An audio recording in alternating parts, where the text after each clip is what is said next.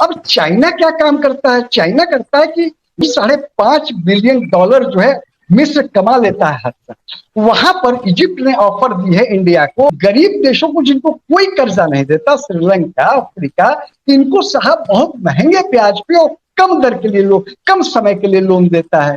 तो बेचारे डिफॉल्ट करते हैं, उनकी जमीन हड़प लेता है और साथ में उनका फ्री ट्रेड एग्रीमेंट है, मतलब कस्टम ड्यूटी नहीं पड़ती काफी कुछ देशों से, उसने इजिप्ट से, तो उसका भी फायदा इंडियन इंडस्ट्रीज को मिलेगा। अस्सलाम वालेकुम फ्रेंड, क्या हाल है? उम्मीद करता हूँ कि आप खैरियत से होंगे। आज हमारे साथ इंडिया के गेस्ट मौजूद हैं अनिल वर्मा, जो कि सोशल मीडिया पे एक्टिव रहते हैं और बहुत सारे यूट्यूबरों ने इनका इंटरव्यू लिया और अपनी पॉजिटिव थिंकिंग से बहुत सारे इन्होंने लोगों के जो क्वेश्चन थे उनको पॉजिटिव तरीके से सॉल्व किया है। तो अनिल वर्मा भाई, आप हम अपने यूट्यूब चैनल ज़ुबैर वतनी पे खुशामदीद कहते हैं। आपने हमें अपना कीमती वक्त दिया। तो आज का जो हमारा बेसिकली टॉपिक है वो प्राइम मिनिस्टर मोदी की सक्सेसफुल स्टोरी के ऊपर है कि इंडिया के प्राइम मिनिस्टर नरेंद्र मोदी जब से इंडिया के प्राइम मिनिस्टर का उन्होंने चार्ज संभाला है, क्या तब से इंडिया ग्रो किया है कि इससे पहले भी प्राइम मिनिस्टर मोदी के होने से पहले भी इंडिया ग्रो अप कर रहा था। और बात करेंगे कि इंडिया के prime minister Narendra Modi US जा रहे हैं, मिस्र जा रहे हैं और बहुत सारी कंट्री का विजिट कर रहे हैं। इसके मुतालिक अनिल वर्मा से भाई से डिस्कस करेंगे। तो जी अनिल वर्मा भाई, आप क्या कहना चाहेंगे इस बारे में कि जब से नरेंद्र मोदी आए हैं तो तब से क्या लगता है कि इंडिया ने ग्रो किया है कि इससे पहले भी इंडिया ग्रोथ की तरफ जा रहा था? सबसे पहले जुबैर भाई आपको नमस्कार, आपके श्रोताओं को मेरा नमस्कार और अपने चैनल पर बुलाने के लिए बहुत बहुत धन्यवाद। और जहां तक आपके प्रश्न का सवाल है मोदी जी के, देखिए जो विकास होता है एक कंटिन्यूअस प्रोसेस, एक निरंतरता में चलता है। ये कहना कि नहीं साहब अभी 2 साल से हुआ है, 1.5 साल से हुआ, ऐसा नहीं है। 1947 में जब हमारा देश आजाद हुआ था तो पहली जिम्मेदारी थी संविधान बनाना। उसके बाद जो है जो भारत पाकिस्तान का बंटवारा हुआ था, जो हजारों लोग इधर से उधर आए गए थे, उनकी जिम्मेदारी थी जमींदारी प्रथा को खत्म करना, नई औद्योगिक नीति का निर्माण करना, बंदरगाह निर्माण करना, क्योंकि वो कराची में चला गया था पाकिस्तान की तरफ। तो वहां से जो है शुरू हुआ है।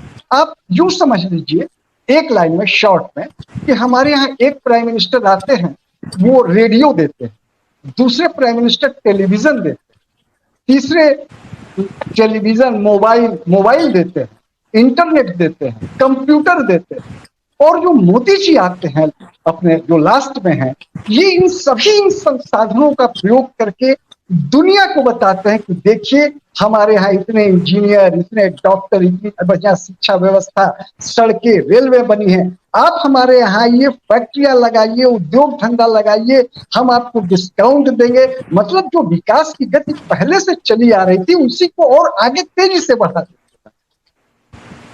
ये हुआ जैसे 100 की रफ्तार में गाड़ी चल रही है तो एक्सीलरेटर दबा दीजिए तो 120 130 की रफ्तार में गाड़ी भागती है। तो उन्होंने क्या किया, गाड़ी की रफ्तार बढ़ा दी है, तेज विकास कर।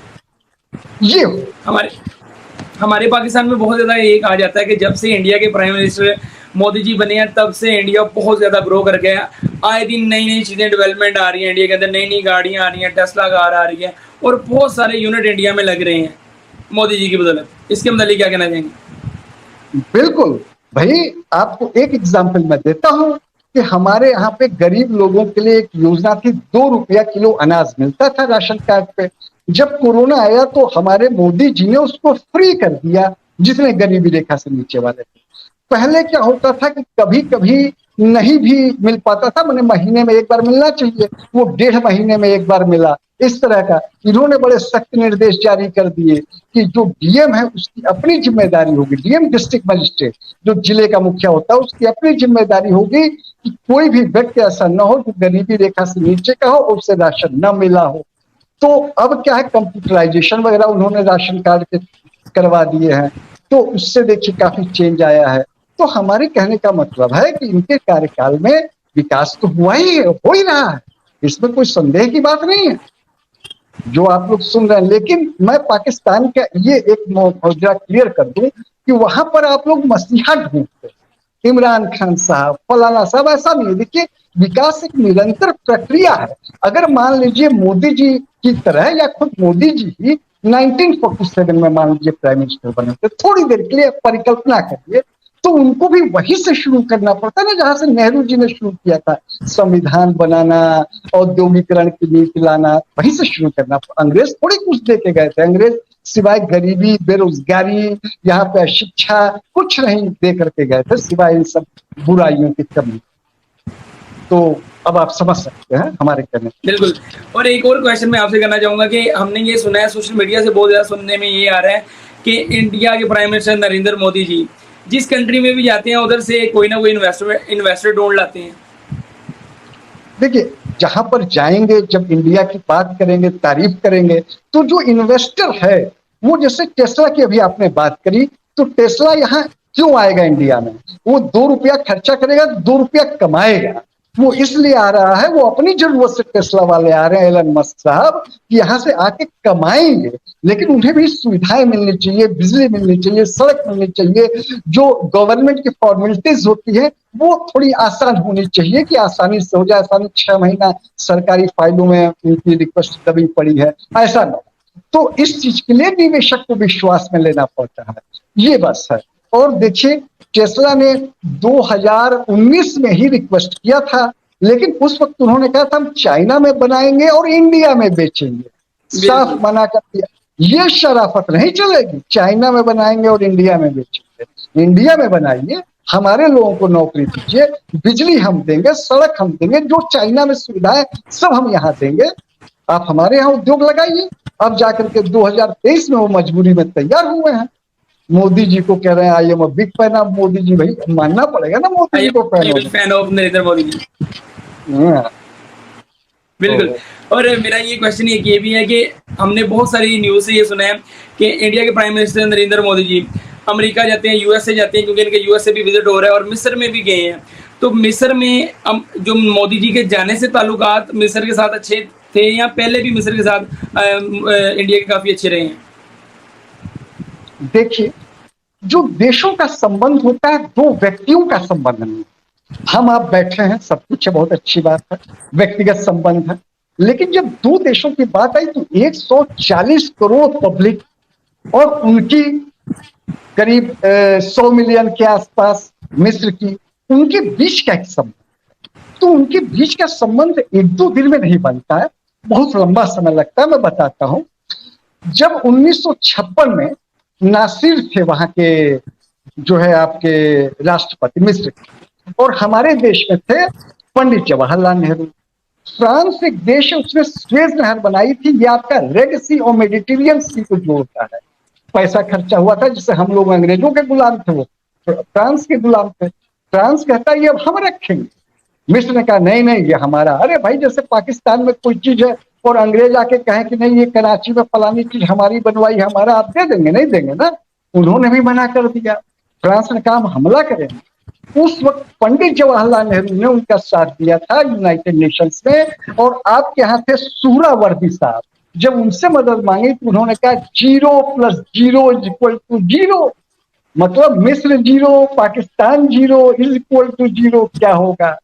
और हमारे पंडित नेहरू जी ने उनकी मदद करी 1956, इतिहास का डॉक्यूमेंटेड है। दूसरा देखिए, 1961 में एक नाम बनाई, नाम का मतलब नॉन अलाइड मूवमेंट, कि हम न यूएसएसआर के गुट के हैं न अमेरिका के गुट के हैं। उस समय दुनिया 2 गुटों में बटी।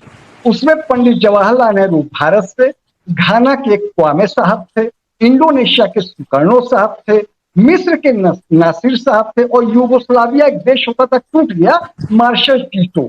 इन 5 लोगों ने जो है वो एक संस्था के फाउंडेशन रखी थी। तो उससे क्या संकेत किया कि ये देश जो है गुट निरपेक्ष, गुटबाजी उटबाजी में नहीं पड़ेंगे। उसमें हम लोगों के संबंध बड़े मजबूत हुए। और 1962 में मिस्र ने हमारा साथ दिया। गोवा एक जगह है हमारे, अब पुर्तगालियों के कब्जे में थी 1962 तक। अंग्रेज तो चले गए, फ्रांसीसी चले गए और सब, लेकिन पुर्तगाली अभी भी थे, वो नहीं छोड़ रहे थे, तो वहां पे मिलिट्री भेजी गई। अब डर ये था कि पुर्तगाल जो है स्वेज नहर से होते हुए अपनी फौज भेज सकता है। तो जो आपके नासिर साहब थे, उनको पंडित नेहरू जी ने बात करी, उन्होंने कहा मैं स्वेज नहर से नहीं जाने दूंगा पुर्तगालियों को, आप निफिक्र रहे। और वो अफ्रीका का जब तक चक्कर लगा लगा के आएंगे तब तक गोवा तो एनेक्स हो चुका होगा। गोवा पे इंडियन नेवी और इंडियन आर्मी का कब्जा। तो इस तरीके से गोवा जो है हमारा हुआ। अब आप समझ सकते हैं कि उनसे हमारे ऐतिहासिक संबंध है। जो जहां तक बात अपनी इनकी है, मोदी जी की है, इनके जाने से संबंध बहुत मजबूत हुए हैं, बहुत व्यापारिक वृद्धि हुई है, दोनों देशों में व्यापार बढ़ा है, ये बात सही है। लेकिन ये कहना कि संबंध आज से बने, ऐसा नहीं, उनसे हमारे पहले से संबंध रहे। बिल्कुल। और अगर एजुकेशन की बात करें तो मोदी जी ने एजुकेशन को कहाँ तक डेवलपमेंट की तरफ ले गया है, एजुकेशन को कहाँ तक बूस्ट किया है मोदी जी ने, इसके मतलब आप अपने रिव्यूज पेश करें। एजुकेशन की आप बात कर रहे हैं तो एजुकेशन में जो है हम लोग क्या, पंडित नेहरू जी ने आईआईटी एनआईआईटी खोले, मेडिकल कॉलेज खोले, पॉलिटेक्निक खोले, आज भी वो प्रक्रिया जारी है। अभी कल ही परसों की बात है, एक फंड बनाया गया है नेशनल रिसर्च फंड के नाम से। उसमें क्या है, जितना भी रिसर्च का है, गवर्नमेंट कुछ पैसा देगी, कुछ प्राइवेट सेक्टर पैसा देंगे। उस पैसे को जो आईआईटी में रिसर्च हो रही है, या आईआईटी नहीं, प्राइवेट इंजीनियरिंग कॉलेज में भी हो रहा है, वहां भी दिया जाएगा। अब इसमें फायदा क्या हो जाएगा, जैसे मारुति कंपनी प्राइवेट है, उसको अपने इंजन में कुछ फर्दर डेवलपमेंट करवाना है, या नए तरीके का इंजन चाहिए, या कोई मटेरियल डेवलप करवाना है, तो वो मटेरियल साइंस इंस्टीट्यूट के पास जाके अपने उस रिसर्च वाले फंड से उस इंस्टीट्यूट को पैसा देगा और कहेगा भाई ये चीज आप हमको डेवलप करके दे दीजिए, ये चीज बना के दे दीजिए। तो एजुकेशन उसमें तो ऑलरेडी मालूम ही, आप लोग भी देख ही रहे हैं कि एजुकेशन के मामले में तो वर्क हुआ ही है। बिल्कुल। और एक मेरा क्वेश्चन ये है, और बहुत इंपॉर्टेंट क्वेश्चन मैं ये समझता हूँ, हमारे अक्सर पाकिस्तानियों का यही क्वेश्चन होता है कि इंडिया के अंदर मुसलमानों के ऊपर अभी भी ये सुनने में आ रहा है, बहुत सारे हमारी जो पब्लिक रिव्यूज होते हैं उनमें से ये हमें बार बार सुनने में मिलता है कि अभी भी इंडिया में जुल्म सितम हो रहे हैं। तो इसके मतलब आप अपनी एक अच्छी सी राय, पॉजिटिव राय पेश करिएगा। भाई मैं तंज नहीं कर रहा हूं, उसे बड़ी दुखदाई घटना थी, बड़ा सुन के दुख हुआ, इंडिया में भी लोगों को शोक था कि एक नाव डूबती है भूमध्य सागर में, और उसमें जो है ज्यादातर जो भाई लोग थे पाकिस्तान के, कुछ और भी देशों के थे, लेकिन ज्यादातर 300 के आसपास, तो उसमें पाकिस्तान के लोग थे। अगर शदद्दुद हो रहा होता तो इंडिया से भी पलायन हो रहा होता, है ना। मैं आपको कुछ मिसाल, हमारे राष्ट्रपति एपीजे अब्दुल कलाम साहब, हमारे एयरफोर्स के चीफ एक मुस्लिम थे इदरीस हसन लतीफ साहब, हमारे chief election commissioner SY Qureshi साहब, आईबी के चीफ ये मोदी जी के ही टाइम में थे सैयद आसिफ इब्राहिम साहब, अजय प्रेम जी, ये जो है क्या नाम है, इंडिया के जाने माने जो है उद्योगपति हैं, और वर्ल्ड के भी जाने माने इंफॉर्मेशन टेक्नोलॉजी के जो है काफी जाने माने उद्योगपति हैं। सैयद अकबरुद्दीन, ये जो है आपके यूनाइटेड नेशंस में हमारे रिप्रेजेंटेटिव थे। आपके और कितने बताएं, कितने गवर्नर चीफ मिनिस्टर रहे हैं। ये अभी अभी केरला में थे खान साहब गवर्नर, हमारे तमाम जो हाई कोर्ट में चीफ जस्टिस रहे हैं, सुप्रीम कोर्ट की जो पहली जज थी फातिमा बीबी, देखिए मुस्लिम जज, फर्स्ट फीमेल जज रही हैं। अभी जो यंगेस्ट आईपीएस है, अभी गुजरात से ही बने हैं, उनका नाम देखिए क्या, सफीन हसन साहब। आप देखिए अख्तर अमीन, शाह फैसल, ये तमाम इतने जाने माने नाम है। सिप्ला एक दवाई की कंपनी है, वो जो है यूसुफ साहब एक हैं, वो चला रहे हैं। तो अब आपको मैं कितना बतला दूं, एक लास्ट एग्जाम्पल, हमारे यहाँ एक कंपनी होती थी M&M, मलिक एंड मोहम्मद, ठीक है। उस कंपनी में जो है क्या नाम है, जब वो आधा पाकिस्तान जाने लगा तो साथ पाकिस्तान चले गए। तो महिंद्रा एंड महिंद्रा, पहले नाम था महिंद्रा एंड मोहम्मद, महिंद्रा एंड मोहम्मद नाम था, बाद में महिंद्रा एंड महिंद्रा करना पड़ा, वो पाकिस्तान चले गए। आज महिंद्रा एंड महिंद्रा इंडिया के जो टॉप चुनिंदा इंडस्ट्रियलिस्ट हैं, कैपिटलिस्ट हैं, उनमें वो एक हैं। और मलिक गुलाम मोहम्मद जो इसमें पार्टनर थे उस वक्त 50-50 के, वो पाकिस्तान चले गए, आज तक उनका पता ही नहीं चल रहा। मैंने बड़ा सर्च करने की कोशिश करी नेटवर्क पे, तो पता चला वो कहीं चुनाव उनाव लड़ रहे हैं, क्या कर रहे हैं भगवान जाने। इंडिया में होते तो आज जो है टॉप लेवल के, जैसे अजीत प्रेम जी हैं, जैसे अभी हमने बताया सिप्ला के जो मेडिसिन कंपनी के मालिक है, उन्हीं की तरफ वो भी कोई उद्योगपति। तो यहाँ पर जो चीजें आप लोगों के यहाँ सिखा दी जाती है, समझा दी जाती है पाकिस्तान में, पता नहीं क्या पढ़ा दिया जाता है, क्या मीडिया कह देता है, हमारे तो समझ में नहीं आया सर। तो ये जो है बड़ी गलतफहमी है। रिकॉर्ड देखिए, डॉक्यूमेंट्री एविडेंस देखिए, फैक्ट्स देखिए ना भाई। बिल्कुल। और एक मेरा इंपॉर्टेंट क्वेश्चन ये है कि आपने इंडिया के अंदर, क्योंकि आप भी इंडिया से हैं, इंडिया में यंग यूथ को आप कैसे मौका दे रहे हैं और इंडिया में बेरोजगारी को कैसे खत्म कर रहे हैं, मोदी जी इसके ऊपर क्या कौन कौन से स्टेप ले रहे हैं, ये आप हमारी ऑडियंस को जरूर बताइए और अपने रिव्यू भाई जब हमारे यहाँ फैक्ट्रियां आएंगी, उद्योग धंधे लगेंगे, तो निश्चित रूप से उसमें रोजगार जब इंडिया में लगेगा तो इंडियन रोजगार पाएगा। उसी के लिए पूरी लड़ाई की जा रही है। उसी के लिए जितने भी आप मेट्रो के प्रोजेक्ट, रेलवे के प्रोजेक्ट, आपके नेशनल हाईवे के प्रोजेक्ट जो चल रहे हैं, आपका जो क्या नाम है, ये जो आप टेस्ला इंडस्ट्री के भी बात कर रहे थे, अभी मिस्र के साथ जो टाई अप हुए हैं, जो मिस्र के साथ समझौते हुए हैं हम लोगों के, वो जो है बहुत इंपॉर्टेंट है। उसमें जो है तमाम नौकरियां मिलेंगी हमारे देश के लोगों को। तो अनिल वर्मा भाई, मैं फिर अपने क्वेश्चन की तरफ वापस आता हूँ। मोदी जी मिस्र में गए हैं, तो मिस्र में क्या क्या चीजें अपनी कंट्री के लिए लेके आए हैं डेवलपमेंट के हिसाब से? बिल्कुल बिल्कुल बिल्कुल।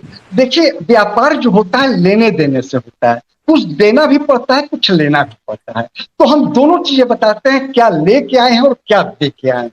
देखिए, सबसे बड़ी चीज है सम्मान। वो हमारे प्रधानमंत्री हैं, उनको जो है जो वहां का सबसे बड़ा सम्मान दिया गया, आप लोगों ने भी सुना होगा, जो उनके प्रेसिडेंट हैं फतेह अल सीसी साहब, उन्होंने ऑर्डर ऑफ नाइल का पुरस्कार दिया। और हमारे मोदी जी को 13वां सर्वोच्च पुरस्कार किसी विदेशी ने दिया है। पहली चीज तो सम्मान है। अब देखिए, स्ट्रेटेजिक पार्टनरशिप क्या होती है कि जब दो देश के बीच में होता है समझौता, तो आपने सुना होगा ट्रेड के लिए समझौता हुआ, व्यापार के लिए हुआ, इन्वेस्टमेंट के लिए हुआ, कल्चरल टाइज के लिए हुआ। लेकिन जब स्ट्रेटेजिक पार्टनरशिप की बात आती है, तो ये सारे समझौते होते हैं, साथ में डिफेंस और सिक्योरिटी का भी होता है। मतलब कि हम लोग हथियार भी मिलजुल के बनाएंगे, जैसे ब्रह्मोस मिसाइल बनानी है या फाइटर विमान बनाना है, लाइक टाइप। तो उनसे जो है स्ट्रेटेजिक पार्टनरशिप का मतलब, मिस्र एक ऐसा देश है गुटनिरपेक्ष का भी था, कभी कभी अमेरिका के खेमे में चला गया। एकमात्र ऐसा देश है इंडिया की तरह जिसके पास राफेल विमान भी और सुखोई भी, पश्चिमी देशों के भी करीब है, रशिया के भी। तो वो जो है देखिएगा नियर फ्यूचर में कोई बड़ी बात नहीं कि इंडिया का LCA तेजस जो है वो खरीदे, क्योंकि स्ट्रेटेजिक पार्टनरशिप हुई है। स्पेशल कॉम्प्रहेंसिव स्ट्रेटेजिक पार्टनरशिप भी हो सकती है नियर फ्यूचर। उसके बाद क्या लेके आए, देखिए, सुएज कैनाल यूरोप और एशिया को जोड़ती है, रेड सी और मेडिटेरियन सी को। 12% दुनिया का 12% व्यापार इसी रूट से होता है। वहां पे अफ्रीका, पश्चिमी एशिया और यूरोप, इन तीनों का एक तरह से ट्राइंगल बन जाता है। बड़ा इंपॉर्टेंट जो है पॉइंट है। करीब $5.5 बिलियन जो है मिस्र कमा लेता है हर साल। वहां पर इजिप्ट ने ऑफर दी है इंडिया को कि आप जमीन ले लीजिए और उस जमीन में आपके इंडिया के लोग आए और यहाँ फैक्ट्रियां लगाए। उसने ये ऑफर अभी तक केवल और केवल रशिया को दिया था, चाइना को दिया था। अब तीसरे नंबर पे इंडिया हो गया है। वो चाहता है कि इंडियंस वहां जाएं, वहां पे जमीन खरीदे, और उनको ऑफर कर रहा है कि जो 100 मिलियन उनकी आबादी है वो भी वहां का इंडिया का प्रोडक्ट खरीदेंगे, और साथ में उनका फ्री ट्रेड एग्रीमेंट है, मतलब कस्टम ड्यूटी नहीं पड़ती काफी कुछ देशों से, उसने इजिप्ट से। तो उसका भी फायदा इंडियन इंडस्ट्रिस्ट को मिलेगा। इंडियन इंडस्ट्रिस्ट वहां पे फैक्ट्री लगा करके और वहां से जो अपना माल बेचेंगे। देखिए, हमने कहा ना कुछ देना भी पड़ता है, क्या दिया है। इजिप्ट की एक कंपनी है SC जोन और इंडिया की कंपनी है एक्मे, ये एनर्जी सेक्टर की कंपनी। आज सारी दुनिया में बिजली की किल्लत हो रही है। बिजली बनाने में क्या दिक्कत आती, कोयले से बनाइए तो कार्बन एमिशन होता, प्रदूषण बहुत होता है साहब। तो दोनों देश मिल करके वो क्लीन एनर्जी पे ग्रीन हाइड्रोजन प्रोजेक्ट लगा रहे हैं और अमोनिया का प्रोडक्शन प्लांट लगा रहे हैं। कहाँ, सोखना में 4.5 मिलियन स्क्वायर मीटर जमीन दी है मिस्र ने वहां पे, और 2 कंपनियां इजिप्ट की SC जोन और इंडिया की एक्मे। दोनों का फायदा है, इंडिया का भी फायदा है, मिस्र का भी फायदा, उनको भी क्लीन एनर्जी है। उसके बाद इंडिया ने जो तीसरा समझौता किया, बार्टर ट्रेड। बार्टर का मतलब कि हम लोग रुपए में ही ट्रेड कर लेंगे, इंडिया उनको क्रेडिट लाइन दे देगा, जैसे 1 बिलियन रुपए का उन्हें क्रेडिट दे दिया। अब वो क्या काम करेंगे, बदले में हमसे LCA तेजस खरीदना है तो उन्होंने खरीद लिया। और दूसरा जो और इंपॉर्टेंट समझौता हुआ, फर्टिलाइजर गैस बनाने में मिस्र बहुत तेज है, तो उसको कहा गया कि आप इंडिया के मार्केट में बेचिए, शर्त केवल ये है कि हम इंडियन रुपए में बिजनेस करें। और मोस्ट प्रोबेबली मिस्र जो है, बातचीत चल रही है, 80% बात बन गई है। आप कुछ दिन में सुनेंगे कि रुपए में ही इंडिया और मिस्र का व्यापार खासतौर से फर्टिलाइजर और गैस का होने लगा। हमें भी फर्टिलाइजर की जरूरत पड़ती है, एग्रीकल्चर है हमारे यहाँ, खेती बहुत होती है, फर्टिलाइजर चाहिए, गैस भी हमको चाहिए, हमें भी मिल जाएगी और रुपए में मिल जाएगी, डॉलर पे दबाव कम हो जाएगा, उनका भी हमारा भी। इस तरीके से आप चीज देख रहे होंगे कि किस तरीके से अच्छे संबंध बने हैं। असल बात ये विश्वास के कारण होता है, दो देशों के बीच में विश्वास होना चाहिए, ट्रस्ट होना चाहिए, केवल बिजनेस को लेकर के नहीं, नियत को लेकर के भी होना चाहिए। इस विश्वास का कारण क्या है, वसुधैव कुटुंबकम। वसुधैव कुटुंबकम मतलब इंडिया की जो पॉलिसी है कि सारी दुनिया हमारा परिवार, केवल कहने नहीं करके दिखा रहे हैं। देखिए G20 का हमारे यहाँ सम्मेलन चल रहा, सितंबर 2023 में खत्म होगा, सारे राष्ट्राध्यक्ष आ रहे हैं। मोदी जी ने खुद लेटर लिखा है G20 के सारे राष्ट्राध्यक्षों को, इसे G21 बना दिया जाए। तो G21 मतलब 21वां कौन सा ग्रुप होगा साहब, वो यूरोपियन यूनियन 54 देश हैं, गरीब देश हैं, उनको संयुक्त रूप से इसका परमानेंट मेंबर बना दिया जाए। अफ्रीकन यूनियन हमेशा याद रखेंगे कि इंडिया की विकास जब होता है तो इंडिया अकेले अपना विकास नहीं करता, अपने विकास के साथ साथ और भी लोगों का विकास करता है, दुनिया का भी विकास करता है। यही है वसुधैव कुटुंबकम। यूरोप का विकास केवल यूरोप के लिए था। देखिए जब यूक्रेन युद्ध हुआ था तो वहां के अखबार लिख रहे थे कि अरे गोरे मारे जा रहे हैं, गोरे मारे जा रहे हैं। गोरे काले क्या होता है भाई, इंसान मारे जा रहे हैं। अफ्रीका में बम गिरता तब नहीं कहते हो। देखिए इस समय दुनिया दो भागों में बट चुकी है, एक भाग है अमेरिका और दूसरा भाग है चाइना। अमेरिका जो है डेमोक्रेटिक लीडर का नेता है, डेमोक्रेसी चाहता है सारी दुनिया में, ट्रांसपेरेंट तरीके से वो चाहता है चुनाव हो, वहां पार्लियामेंट हो, कानून बने तो पार्लियामेंट में जो नुमाइंदगी होती है चुने हुए लोगों की, बहुत अच्छी बात है। लेकिन डेमोक्रेसी लाने का तरीका इतना गंदा है कि लीबिया पे बम बरसा देगा, अफगानिस्तान पे बम बरसा देगा, कभी जो है किसी दो देशों को झगड़ा करवा देगा। इराक का आपने ईरान की हालत देखी, कहीं पे जो है इस्लामिक ब्रदरहुड, कहीं ISIS, कहीं अल कायदा, सब इन्हीं की बनवाई, ये सारी दुनिया को पता है। तो डेमोक्रेसी लाने का ये तरीका नहीं होता ना साहब, तो वो फेल हो गया है।